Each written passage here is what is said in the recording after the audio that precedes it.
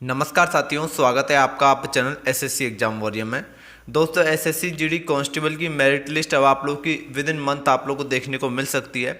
बहुत सारे candidates call के माध्यम से आप लोगों ने कॉल रिकॉर्डिंग भी सुनी होंगी। आप लोगों ने नहीं सुनी तो एक बार मैं आप लोगों को सुना देता हूँ कॉल रिकॉर्डिंग।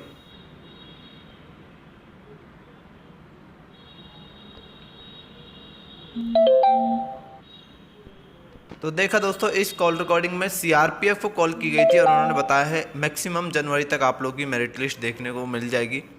अब देखिए दोस्तों, सीआरपीएफ को अपनी ज्वाइनिंग करानी है और बीएसएफ को अपनी ज्वाइनिंग करानी है, आईटीबीपी को अपनी ज्वाइनिंग करानी है। उनको फिजिकल और मेडिकल देना था, उन्होंने फिजिकल मेडिकल समाप्त कर दिया। अब वो 2 मंथ का टाइम देख रहे हैं कि 2 मंथ के टाइम में आप लोग की हर बार की तरह जैसे 2015 में हुआ, 2018 में हुआ, जब भी होता है कि 2 मंथ के टाइम में एसएससी अपनी मेरिट लिस्ट निकाल देगा। जनवरी में आप लोगों का मेडिकल हुआ था, यानी आप सभी को पता है जनवरी में सभी कैंडिडेट्स का मेडिकल हुआ था। और आप लोग डीएमई के बाद अब आप लोग की अगर जनवरी में मेरिट लिस्ट आती है तो आप लोग की मार्च तक आप लोग की ज्वाइनिंग शुरू होगी।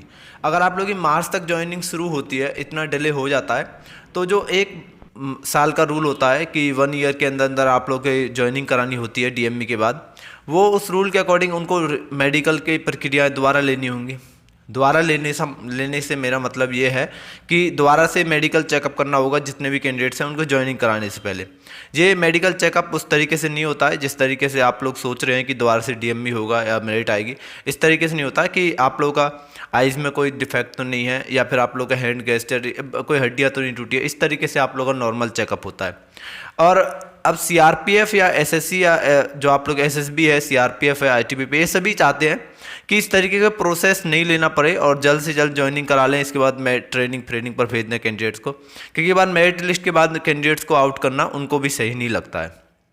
अब दोस्तों, यहाँ पर अगर आप लोग की मेरिट लिस्ट दिसंबर मंथ में आती है तो कहीं जाकर आप लोग की जनवरी तक आप लोग की प्रोसेस शुरू हो जाएगा और सभी फोर्स के ऊपर डिपेंड है कि वो अपनी कब कराए।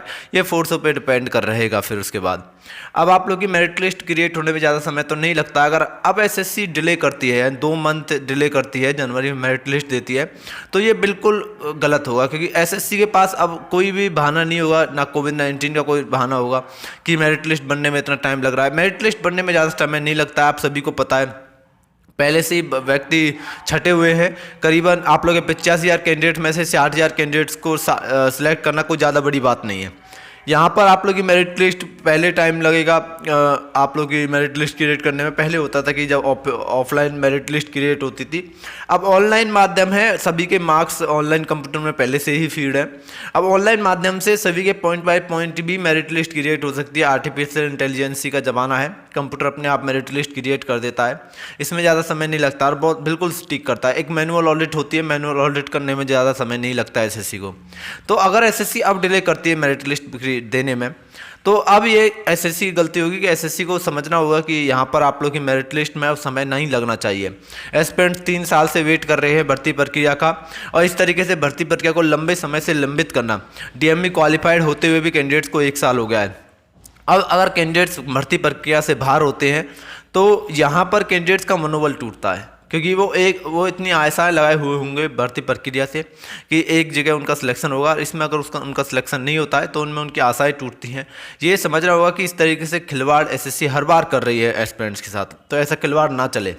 एसएससी की तरफ से अभी तक कोई अपडेट नहीं है मेरिट लिस्ट की। सीआरपीएफ बता रहा है कि जनवरी तक आ सकती है, लेकिन उन्होंने जनवरी लास्ट डेट बताई, मैक्सिमम जनवरी तक आ सकती है। तो आप लोग की मेरिट लिस्ट नवंबर, दिसंबर, जनवरी कभी भी आ सकती है।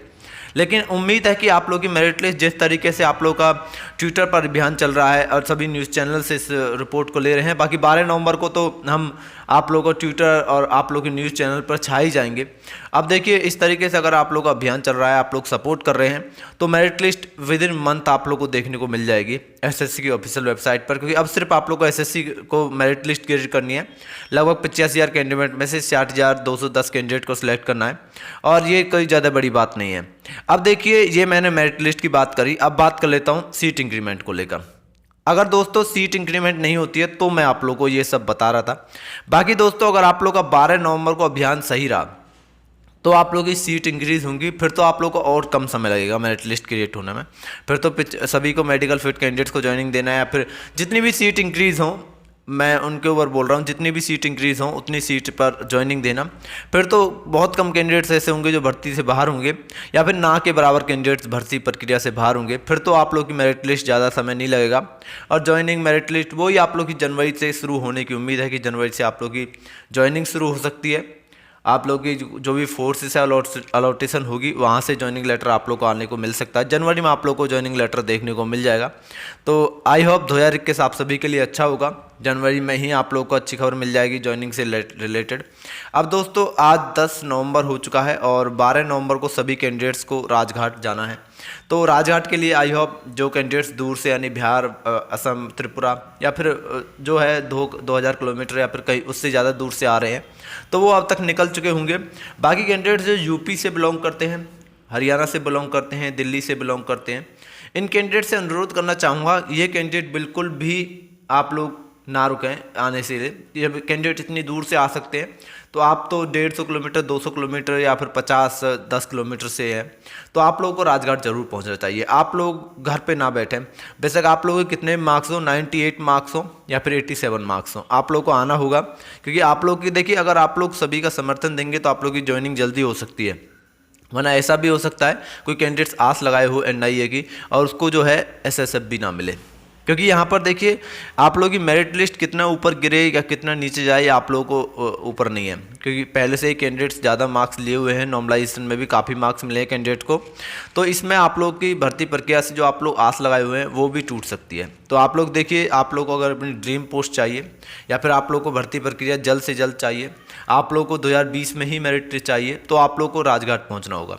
यहाँ पर सीट इंक्रीमेंट, वेटिंग लिस्ट और आप लोग की जल्द से जल्द ज्वाइनिंग, तीनों पॉइंटों को उठाया जा रहा है। तो ये नहीं है कि सीट इंक्रीमेंट के पॉइंट को ही उठाया जा रहा है, आप लोग की जल्द से जल्द ज्वाइनिंग के पॉइंट को भी उठाया जा रहा है। तो जिनको जल्द से जल्द ज्वाइनिंग चाहिए उन कैंडिडेट्स को आना होगा राजघाट पर 12 नवंबर को।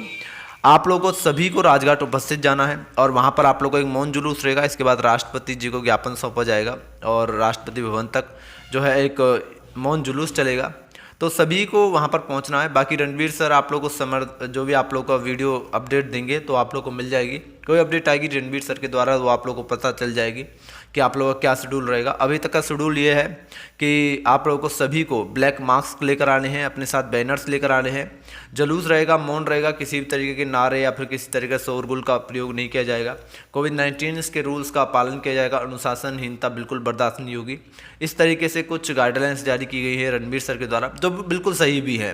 क्योंकि अगर आप लोग वहाँ पर अनुशासनहीनता अपनाएंगे तो दिल्ली पुलिस भी अपनी तरफ से जो है रिएक्ट कर सकती है। तो इस तरीके से आप लोग को डिसिप्लिन में रहना है, क्योंकि आप लोग भर्ती में अभी लगे नहीं हैं, सरकारी एम्प्लॉय हुए नहीं हैं। तो इस टाइम पर किसी भी तरीके की आप